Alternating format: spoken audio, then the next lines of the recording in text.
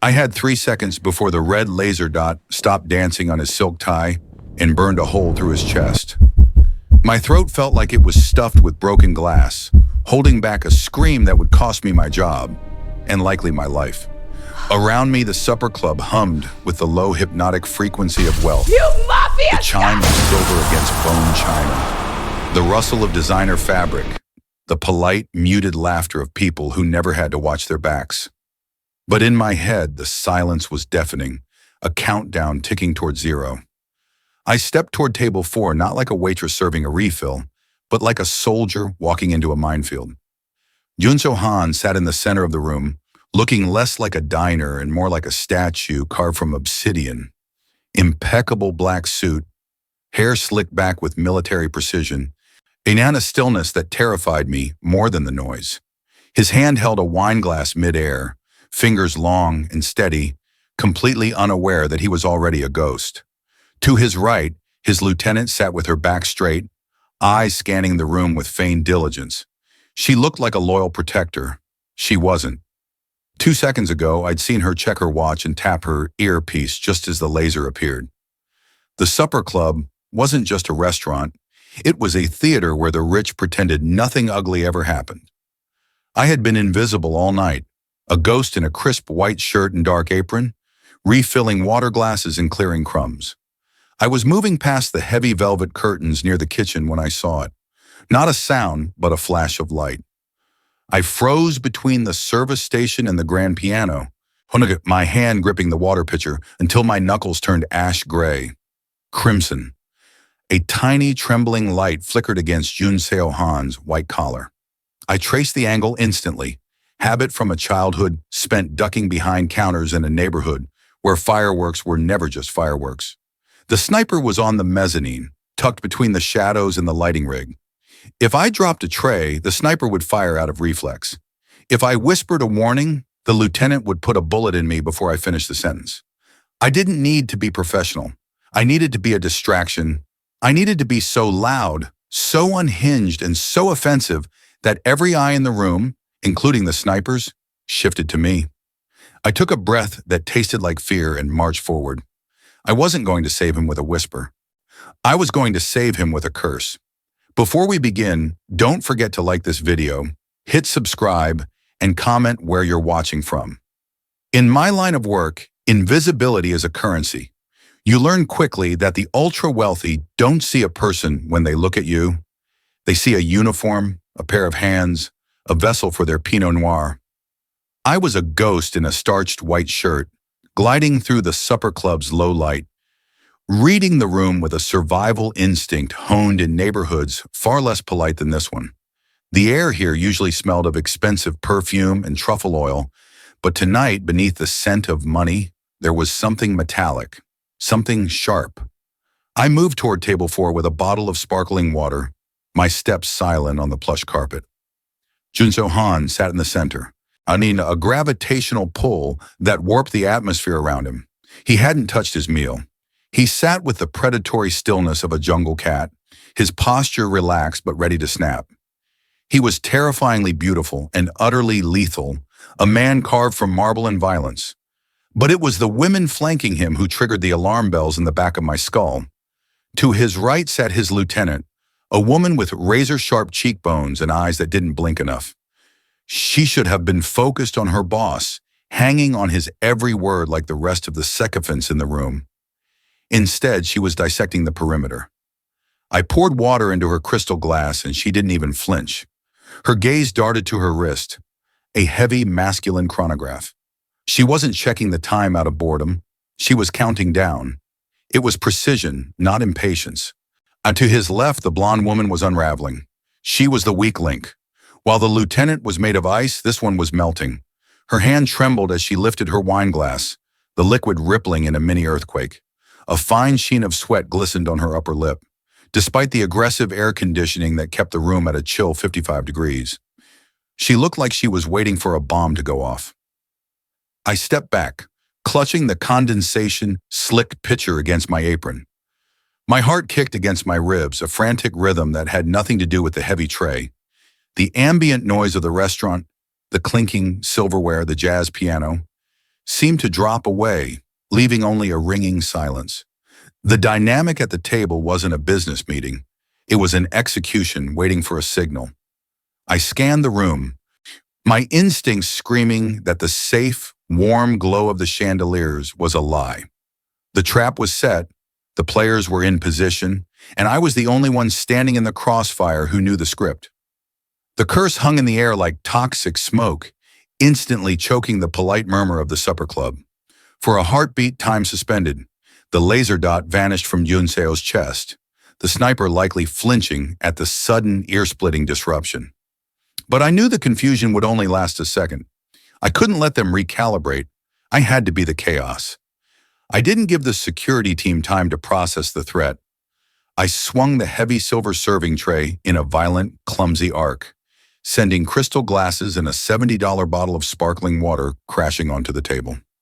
Shards of glass sprayed the lieutenant's lap. Ash and water soaked the white tablecloth. "I said look at me when I'm talking to you," I shrieked, my voice cracking under the strain of the lie.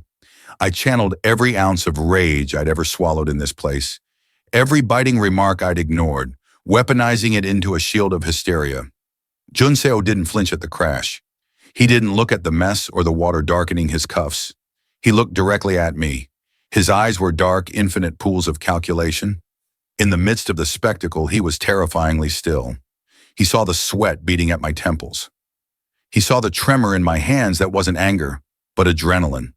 And he saw the way my gaze flicked desperately toward the shadows of the mezzanine. A lesser man would have been insulted. A lesser man would have ordered his guards to drag me away. Junseo Han saw the strategy. He rose, Nana fluid and lethal. "You dare!" he roared, his voice deep enough to vibrate in the floorboards. He wasn't acting for the crowd. He was performing for the shooter. He grabbed the edge of the heavy oak table with both hands and heaved. Muscle corded beneath his tailored suit jacket as he upended the entire thing. Plates, candles, and the wreckage of dinner, flipping it onto its side. It slammed down with a deafening thud, creating a solid oak barricade between us and the upper level. Thwip, thwip. 2 bullets bit into the wood exactly where his chest had been a second ago. The illusion of the gilded supper club shattered instantly. "Move!" he hissed, the mask of rage dropping from his face to reveal cold, tactical precision. He clamped a hand around my wrist, his grip like an iron shackle, and yanked me down. Hana, we scrambled behind the cover of the overturned table toward the service entrance. Behind us, the room erupted. His guards were finally moving, drawing weapons and returning fire toward the ceiling lights. Screams from the diners drowned out the jazz. Junseo didn't look back. He kicked the swinging kitchen doors open and dragged me into the steam and noise of the back of house, leaving the ruins of his empire behind. The alleyway air bit at my exposed skin, a shock of Chicago winter that felt like a slap after the overheated dining room. Junseo didn't slow down. His grip on my arm transitioned from a lifeline to a vice, a performance of brutality designed for any eyes watching from the shadows. To the trembling busboy huddled by the dumpster, this wasn't an escape, it was an abduction. I was the insolent servant being dragged away for a permanent lesson in respect. A matte black SUV idled at the curb, its engine purring with a low, menacing rumble. The rear door flew open, and Junseo didn't guide me inside. He shoved me. I tumbled onto the pristine leather seats, scrambling to right myself as he dove in after me. The heavy door slammed shut, sealing us in a vacuum of silence and expensive climate control. The locks clicked with a finality that made my breath hitch. I pressed my back against the far door, my chest heaving, waiting for the blow. I expected him to shout, to demand why I had humiliated him, or to finish what the sniper had started. Outside, sirens began to wail, a distant, mournful song. Inside, the air was thick with the scent of ozone and cedarwood. Junseo didn't strike, and he didn't even look at the tint-blackened windows to check for pursuers. He sat perfectly still, brushing a shard of crystal from his lapel with a flick of his fingers. The monster who had flipped a 300-pound table with primal rage was gone, replaced by the statue I had seen earlier. He turned to me slowly. The darkness of the car swallowed the sharp angles of his face, leaving only the intensity of his eyes. They weren't angry. They were terrifyingly lucid. You didn't look at me when you screamed, he said, his voice a low, smooth baritone that vibrated through the small space. You looked past me. I swallowed hard, the adrenaline beginning to sour into nausea. If I had looked at you, you would have seen the fear. I needed you to see the anger. He studied me, dissecting my answer like a biological specimen. You tracked the reflection. You saw the angle before the shot. It wasn't a question. It was an assessment. He was measuring my worth in real time, deciding if I was a liability to be discarded or an asset to be exploited. Mezzanine, I whispered, my voice trembling despite my best efforts to steal it. Third light rig from the left, between the velvet drape and the spotlight. Where was the shooter? He asked again, testing the precision of my memory. High ground. Blind spot for your floor security? Perfect line of sight to the back of your skull. Junseo leaned back, the leather creaking softly. A ghost of a smile touched his lips. Not of amusement, but of cold, sharp recognition. Drive, Mina, he ordered the driver, never taking his eyes off me. The black SUV looked like a spaceship crash-landed in the middle of a war zone. We weren't in his world of doormen and valet parking anymore. We were in mine. The South Side at 2 a.m. didn't care about Italian silk or Korean syndicates. It only cared about who was hungry and who was armed. Junseo stepped onto the cracked pavement, his eyes scanning the flickering street lamp and the barred windows with the same clinical intensity he'd used on the wine list. But here he was the anomaly, a beacon. This is not a designated safe house, he stated, his voice low, lacking judgment but heavy with calculation. That's the point, I shot back, wrestling with the sticky lock on the heavy iron gate of the building. If your lieutenant set up the hit, she knows your contingencies. She knows your penthouses and your panic rooms. She doesn't know me. The realization hit him harder than the sniper's bullet would have. He went silent, the weight of his own compromised empire settling on his shoulders. He followed me up 3 flights of stairs that smelled of boiled cabbage and stale cigarettes, his expensive loafers making too much noise on the linoleum. Inside, the apartment was small, cluttered, and suffocatingly warm. I locked the deadbolt, the chain, and the floor latch. Junseo stood in the center of the living room, looking absurdly large and expensive against the peeling floral wallpaper. He hissed through his teeth, clutching his left biceps. Dark blood was blooming through the white dress shirt, a graze from a ricochet during the exit. Sit, I ordered, pointing to the worn velvet sofa. He looked at me, eyes narrowing slightly at the command. In the restaurant, I was a ghost. Here, I was the landlord. He sat. Could I grab the first aid kit from under the sink? No sterile hospital wraps, just hydrogen peroxide, gauze, and fierce efficiency. I returned to the sofa and reached for his arm. I can manage, he muttered, his hand coming up to intercept mine. I slapped his hand away. The sound was sharp in the small room. You manage empires. I manage reality. I grabbed his collar and ripped the ruined shirt open. The fabric tore with a sound like money burning. I poured the peroxide directly onto the wound. He didn't flinch, but his jaw muscle jumped. A small, betraying tick. As I cleaned the blood and wrapped the gauze, my hands were steady, brushing against the hard muscle and the dangerous ink of a dragon coiling up his skin. For the first time all night, the hierarchy was gone. He wasn't the predator, and I wasn't the prey. He was bleeding. And I was the only thing keeping him from bleeding out. The tablet looked like an alien artifact resting on my chipped laminate coffee table, its screen glowing with a crisp, high-definition feed that cost more than my building. Junseo sat hunched over it, the blue light casting hollow shadows into the sharp angles of his face. He was scrubbing through the footage of the supper club, rewinding the seconds before my scream, searching the mezzanine for the ghost who had tried to kill him. You're looking in the wrong place, I said, leaning over his shoulder. The scent of antiseptic and expensive cologne radiated off him, a jarring mix of violence and luxury. He didn't look up. The shot came from the catwalk. I need to identify the shooter. The shooter is just a tool, I countered, reaching out. I didn't ask for permission. I tapped the screen and dragged the timeline back 30 seconds. You need to look at the hand that held the leash. Junseo stiffened at my intrusion, his jaw tightening. But he didn't stop me. I zoomed in on table 4.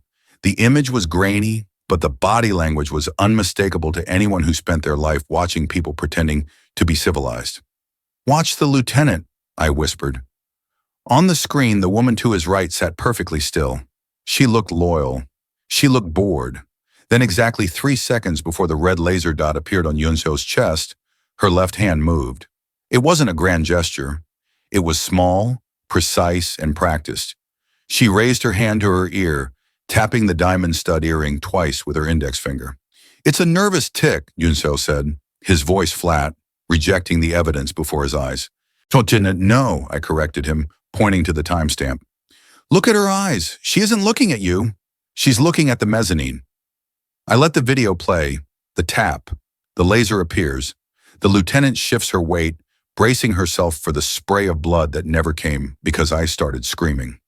"She signaled the kill," I said, the words heavy in the quiet apartment. She checked her watch to sync the time, and she tapped the earring to confirm the target. She didn't flinch when I dropped the tray because she already knew violence was coming. She just didn't expect it to come from the help. Junseo stared at the frozen image of his most trusted officer, the woman who had sat at his right hand for years. The silence that stretched between us was more dangerous than the gunfire in the restaurant. The invincible statue cracked. Oh, it wasn't a loud break. It was a terrifying, silent fracture. His breathing stopped for a beat, his eyes widening slightly as the reality of the betrayal recontextualized his entire existence. "She was," he started, but the sentence died in his throat. His finger pressed down on the screen, right over her face. The pressure increased until the expensive glass spiderwebbed with a sharp crack, obliterating the image of the traitor. When he looked up at me, the calculation was gone, replaced by a raw, hollow fury that made the air in the room drop 10 degrees. He was no longer just a target. He was a king who had just realized his castle was built on sand. The city outside the safe house was not the Chicago Junseo Han knew. His Chicago was a grid of penthouses, VIP entrances, and black car lanes.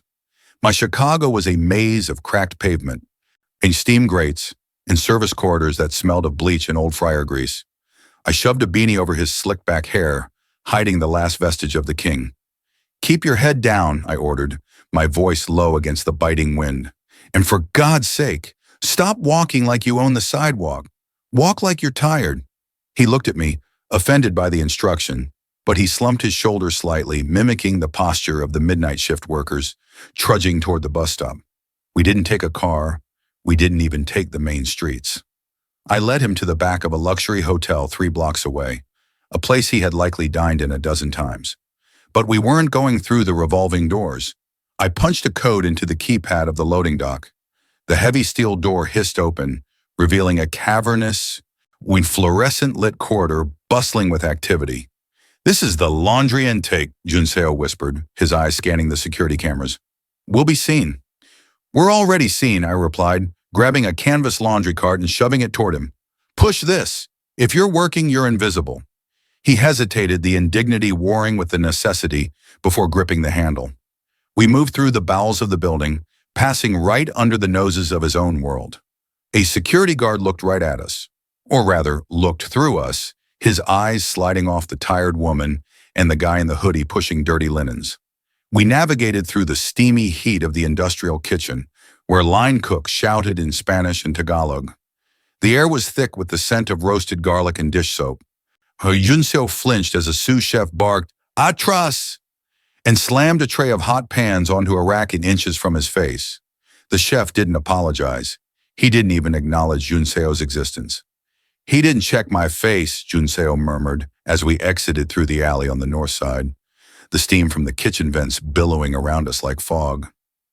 He looked right at me and saw nothing. "He saw a uniform," I said, pulling him toward the shadow of a bus shelter. "You built an empire on fear, Junseo. You thought power was about making people look at you. But down here, power is about vanishing. The people who clean your floors, cook your food, and park your cars, we are the ghosts in your machine. And tonight, the ghosts are the only thing keeping you alive." He looked at his hands, rough from the cold. Namran, and then back at the city skyline glowing in the distance. For the first time, the predator's gaze wasn't focused on the prey at the top of the tower. He was finally seeing the foundation. The neon sign of the 24-hour laundromat buzzed with a dying flicker, casting the linoleum floor in a sickly yellow light. It was empty save for a single machine churning a load of heavy blankets in the back. I walked past the rows of washers to the vending machine in the corner, the one that had been out of order since 2018. Junseo stood by the door, his silhouette jagged in the oversized hoodie, watching the street. He didn't ask what we were doing. He knew better than to question the logistics of survival. I reached behind the machine, my fingers finding the loose panel I'd loosened years ago. I pried it open and pulled out a heavy, duct-taped package. I ripped it open on top of a folding table. Inside lay a brick of cash, 2 burner phones wrapped in plastic, and a passport that didn't bear my name. Junseo turned, his eyes landing on the cash. "Paranoia?" he asked, his tone neutral. "Insurance," I corrected, powering up one of the phones. The screen glowed blue, illuminating the exhaustion on my face. My father wasn't a man who believed in savings accounts. He believed in go-bags. Junseo moved closer, picking up the passport. He flipped it open, studying the photo. "Who was he?" "A logistics officer in a war zone you've probably never heard of," I said, my voice tight. "He didn't teach me how to ride a bike, Junseo. He taught me that peace is just a breathless pause between 2 wars. He taught me to memorize exits before I memorized names. He said, Ementa, and when the sky falls, you don't look for shelter, you look for leverage." I handed him the second phone. "This is our leverage. Untraceable, encrypted." Junseo took the device, his fingers brushing against mine. The contact was electric, not romantic, but a spark of shared trauma. He looked at me, really looked at me, stripping away the uniform and the class divide. He didn't see a waitress anymore. He saw a fellow soldier. "My father didn't teach me about exits," Junseo said quietly, his gaze dark and distant. "He taught me that if you are trapped in a burning building, you kill the fire or you burn with it. He raised me to be the flame." "Different tactics," I said, meeting his stare. "Same war." For a moment, the hum of the washing machine faded. We weren't a mafia boss and a server hiding in a laundromat. We were 2 children of violence who had grown up to be experts in survival. He understood the weight of the gun I wasn't holding, and I understood the weight of the crown he had lost. "Make the call," I said, breaking the silence. "Let's burn it down." The burner phone felt like a grenade in Junseo's hand. He punched in the number from memory, his face hardening into the mask of the syndicate boss I had served drinks to only hours ago. The transition was terrifying to watch. The exhaustion vanished, replaced by a cold, imperious cruelty that made the air in the laundromat feel thin. He put the phone to his ear. "Lieutenant." I couldn't hear her reply, but I saw Junseo's jaw tighten. He leaned against the folding table, feigning a weakness he didn't feel. "I'm at the rail yard. South Terminal?" he rasped, injecting a tremor of pain into his voice that hadn't been there a moment ago. "The sniper missed the kill shot, but I took a graze. I need extraction. Just you. I don't know who else is compromised." He paused, listening. Then his eyes flicked to me. They were devoid of warmth. "The waitress?" He let out a short, dismissive breath. "She was hysterical. A liability. She's quiet now. I left her body by the loading dock. Bring the cleanup crew." He hung up and snapped the phone in half, dropping the pieces into the trash can. The mask didn't slip immediately. He looked at me, and for a second, I wondered if I had just heard my actual death sentence. "She's coming," he said, the roughness gone from his voice. "She thinks I'm wounded and cornered. She'll bring a kill squad to finish the job, but she'll want to confirm the kill herself. That arrogance is her blind spot." "And the waitress?" I asked, crossing my arms. "The liability." "I need you to play the part," Junseo said, stepping closer. "One last performance. We go to the terminal. You lie on the concrete. You don't move. You don't breathe. To them, you are nothing more than collateral damage, a piece of trash to be stepped over on their way to the king." It was a monstrous request. He was asking me to lay defenseless at the feet of the people who wanted to kill us, to trust that he could spring the trap before they put a bullet in me just to be sure. If I move, I die, I stated flatly. If they see you breathing, we both die, he corrected. But they won't look closely, Aminta. Not at you. You said it yourself. To them, you are invisible. Use that. I looked at the passport on the table, the cash, the exit strategy I had been saving for years. I could walk away. I could disappear. But the anger that had made me scream in the restaurant was still burning in my chest. I didn't want to run. I wanted them to see me right before the end. Fine, I said, grabbing the oversized hoodie and pulling it tight. But when they get close, make sure you don't miss. The south terminal was a hollowed-out cathedral of rust and corrugated steel, the wind whistling through gaps in the roof like a dying breath. We chose a spot near the main loading bay, illuminated by a single flickering halogen bulb that buzzed with an angry electric hum. It was the perfect stage for a tragedy. Here, Junseo said, pointing to a patch of oil-stained concrete. Face down is safer, but face up sells the narrative. Hey, they need to see your face to know you're gone. I lowered myself onto the floor. The cold seeped through the thin fabric of the hoodie instantly, settling into my bones. It felt less like a plan and more like a rehearsal for my own funeral. I arranged my limbs awkwardly, mimicking the lifeless sprawl of a body dumped without care. My heart hammered against my ribs, a frantic bird trapped in a cage, loud enough that I feared the lieutenant would hear it from the doorway. Junseo knelt beside me. The gun, a heavy, matte black pistol he'd retrieved from a hidden cache in the rafters, rested by his knee. He reached out, his hand hovering over my face. I need to make it look real, he murmured, his voice lacking its usual command. It was rough, almost apologetic. Do it, I whispered, closing my eyes. His fingers brushed my cheek, smearing a streak of grime across my skin.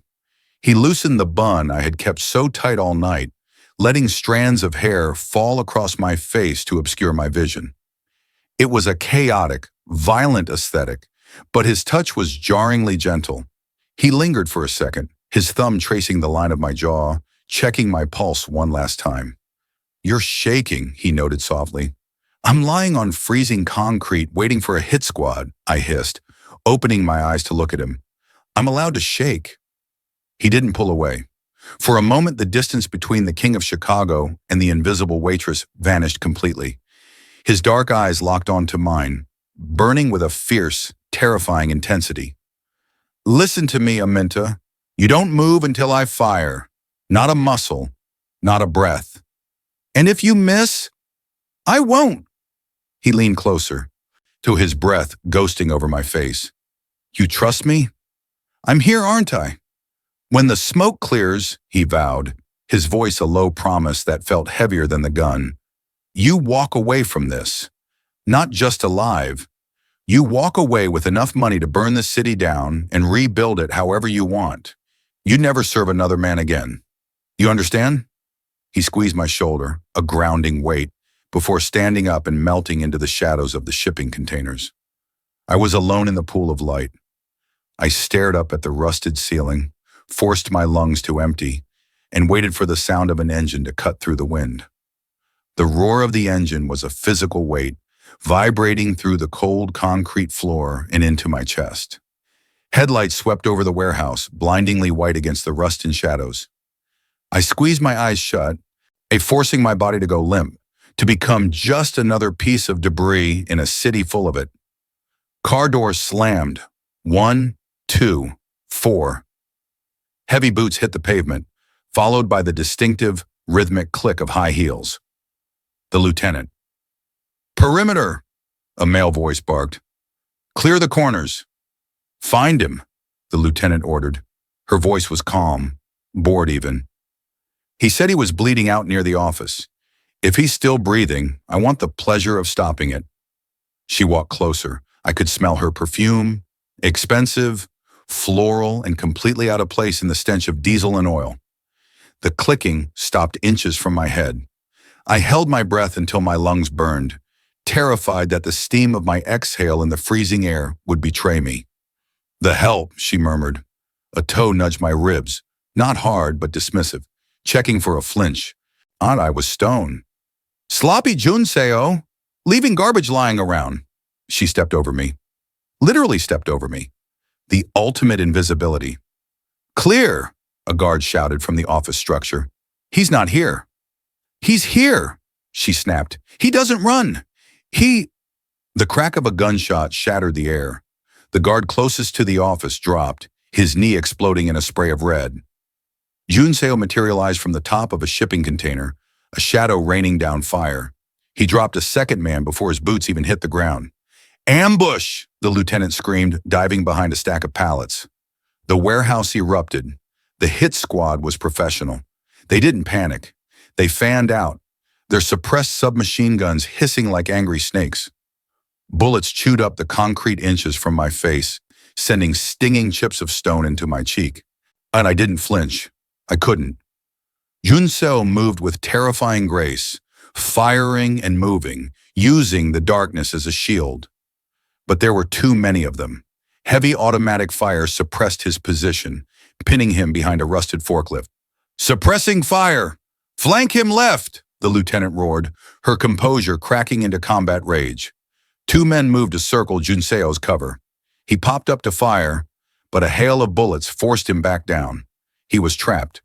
The King of Chicago was cornered, his ammunition running low, his escape route cut off by a wall of lead. And I was still lying in the open, the invisible corpse, watching the woman who stepped over me prepare to execute the only man who had ever really seen me. Junseo was out of angles. I could hear the rhythmic thud, thud, thud of rounds pulverizing the rusted forklift he was using for cover. The lieutenant was shouting coordinates, her voice sharp and eager, closing the net around the man she had served for a decade. They were so focused on the king that they had forgotten the pawn lying in the dirt behind them. He had told me not to move. He had promised to handle it. But Junseo Han was playing chess by the old rules, where pieces moved in predictable lines. I was tired of rules. I didn't stand up. That would have been suicide.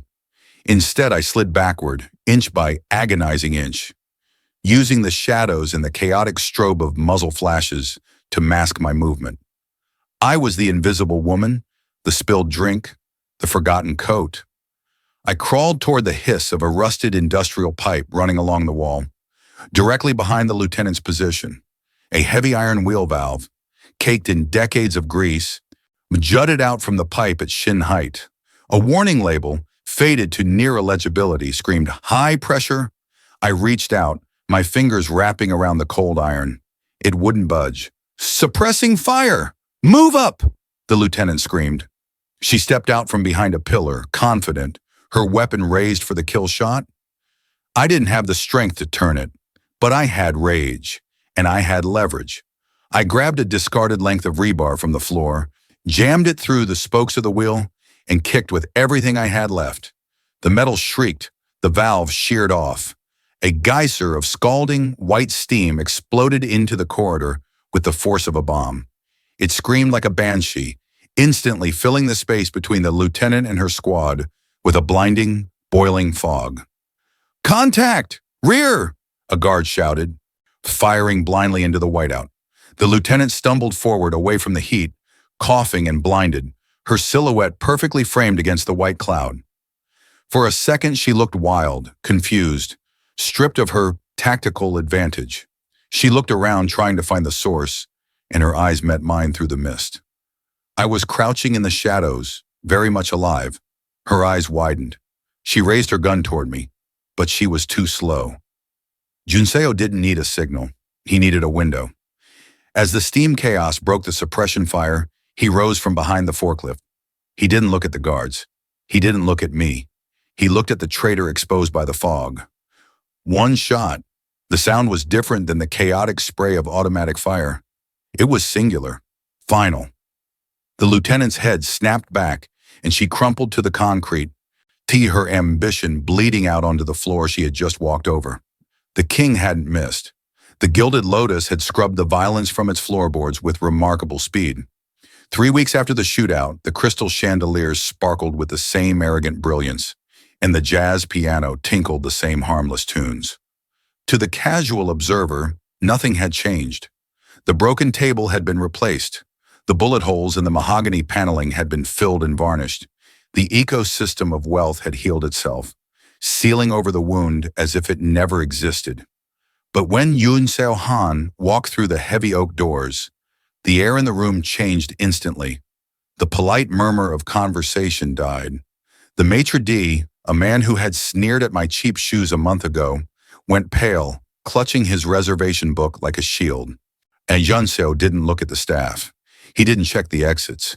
He walked with the heavy, unhurried stride of a man who had burned his enemies to ash and rebuilt his kingdom from the cinders. He walked straight to table 4. I was already sitting there.